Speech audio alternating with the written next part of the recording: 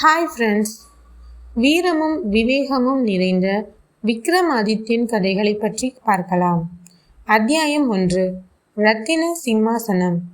போஜராஜன் என்ற அரசன் உஜ்ஜயினியை ஆண்டு வந்தான்.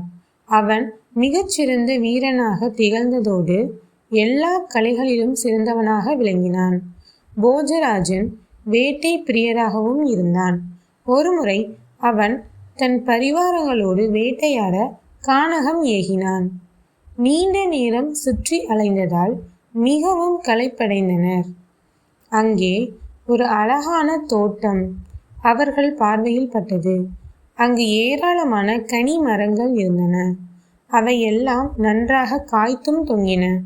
பார்த்தவர்களின் நாவில் எச்சில் ஊறியது. சரியான பசியும் அவர்களை வாட்டி எடுத்தது.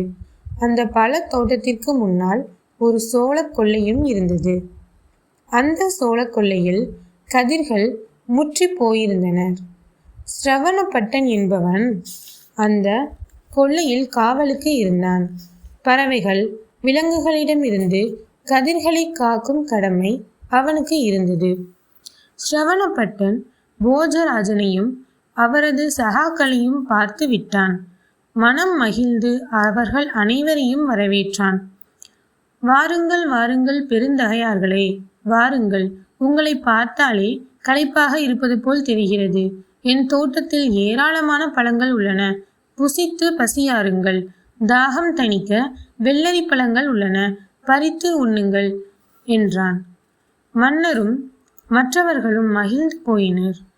மளமளவென கொல்லைக்குள் புகுந்தனர்.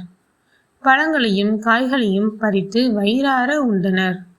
அப்போது ஸ்ரவணப்பட்டன் பரணிலிருந்து கீழே இறங்கினான். அவன் முகம் மாறியது. ஐயையோ, போச்சே போச்சே என்று ஒப்பாரி வைத்தான். இப்போது மன்னனும் அவரது சகாக்களும் மிரண்டு போயினர். ஸ்ரவணப்பட்டன் அலறினான். அட பாவிகளா, என் தோட்டத்தையும் பயிர்களையும் நாசமாக்கி விட்டீர்களே என்றான். போஜராஜன் திணறினார். உள்ளம் மகிழ இவன்தானே வரவேற்றான், இப்போது கூப்பாடு போடுகிறானே என்று நினைத்தான். ஸ்ரவணப்பட்டன் இப்போது, வேந்தே, குடிமக்களை காக்க வேண்டிய அரசனே, இத்தகைய காரியங்களை செய்யலாமா? என் அனுமதி இல்லாமல் என் தோட்டத்தையும் பயிர்களையும் நாசம் செய்யலாமா?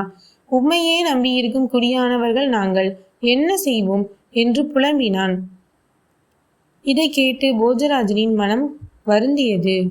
நண்பா, என் தவறுக்கு வருந்துகிறேன். நான் அரண்மனை திரும்பியதும் உனக்கான நஷ்ட ஈட்டு தொகையை அனுப்பி வைக்கிறேன் என்றார். மன்னரும் பரிவாரங்களும் கிளம்பினர். அப்போது ஸ்ரவணப்பட்டன் மீண்டும் பரன் மீது ஏறிக்கொண்டான். இப்போது மன்னரையும் மற்றவர்களையும் பார்த்து, விருந்தினர்களே, ஏன் கிளம்புகின்றீர்?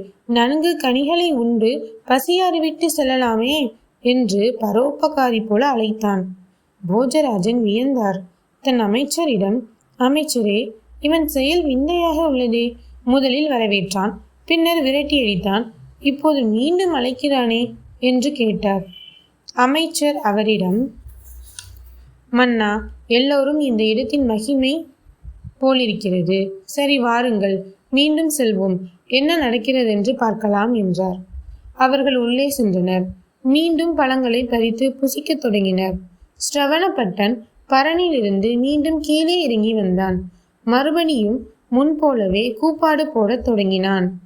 ஐயோ ஐயையோ, ஐயோ ஐயையோ, உங்களுக்கு மனசாட்சி என்பதே சிறிதும் இல்லையா? என் பயிர்களையும் தோட்டத்தையும் நாசம் செய்கின்றீரே. என் ஒரு வருட வருமானத்தை பாழ்படுத்தி விட்டீர்களே. இதை கேட்க யாருமே இல்லையா என்று கூப்பாடு போட்டான். போஜராஜன் அவனிடம், நண்பா, கவலை வேண்டாம். நான் அரண்மனை சென்றதும் ஏராளமான பொருட்களை உனக்கு அனுப்பி வைக்கிறேன். உன் இழப்பிற்கான நஷ்ட ஈட்டு தொகையாக நீ ஏற்றுக்கொள் என்றார். அமைச்சர் அவனிடம், தம்பி, இந்த காட்டிற்குள் கிடந்து நீ ஏன் கஷ்டப்பட வேண்டும்? உன் தோட்டத்தை எங்கள் மன்னருக்கு விற்றுவிடு. அரசர் ஏராளமான பொன்னும் பொருளும் தருவார் என்றார். அவனும் ஒப்புக்கொண்டான். மன்னர் அந்த தோட்டத்தை விலைக்கு வாங்கி கொண்டார். ஒரு நாள் மன்னர் தன் அமைச்சரிடம், அமைச்சரே, அந்த பரணில் ஏறியதும் தான் ஸ்ரவணப்பட்டன் பரோபகாரி ஆனான். அதனால் அந்த பரனை ஆய்வு செய்ய வேண்டியது நமது கடமை என்றார். அமைச்சரும் அந்த கருத்தை ஏற்றுக்கொண்டார். பரனுக்கு கீழே தோண்டி பார்க்கும்படி சேவகர்களை பணித்தார். ஆழமாக தோண்டி பார்த்தவர்களுக்கு ஒரு ஆச்சரியம் காத்திருந்தது. உள்ளே நவரத்தினங்களால் இழைக்கப்பட்ட இரத்தின சிம்மாசனம் ஒன்று இருந்தது. அந்த சிம்மாசனத்திற்கு 32 படிகள் இருந்தன. ஒவ்வொரு படியின் ஓரத்திலும் அழகிய பதுமை இருந்தது. அதனை பார்த்து மன்னரும் மற்றவர்களும் வியந்து போயினர். போஜராஜன் அந்த சிம்மாசனத்தை அரண்மனைக்கு எடுத்துச் சென்றார். அந்த சிம்மாசனத்தில் அமர்ந்து ஆட்சி புரிய விரும்பினார். அதனால் அரண்மனை ஜோதிடர்களை அழைத்து நாள் நட்சத்திரம் பார்க்க சொன்னார். ஒரு நல்ல நாள் குறிக்கப்பட்டது. போஜராஜன் முதற் படியில் தன் காலை எடுத்து வைக்க முனைந்தார். அப்போது முதல் படியிலிருந்து பதுமை ஒன்று பேசத் தொடங்கியது. போஜராஜனே, உலகை ஆண்ட விக்ரமாதித்த மகாராஜனின் சிம்மாசனத்தில் உட்கார உனக்கு என்ன தகுதியுள்ளது என்று கேட்டது. போஜராஜன் அதிர்ச்சி அடைந்தார். பதுமையை பார்த்தபடியே நின்றார்.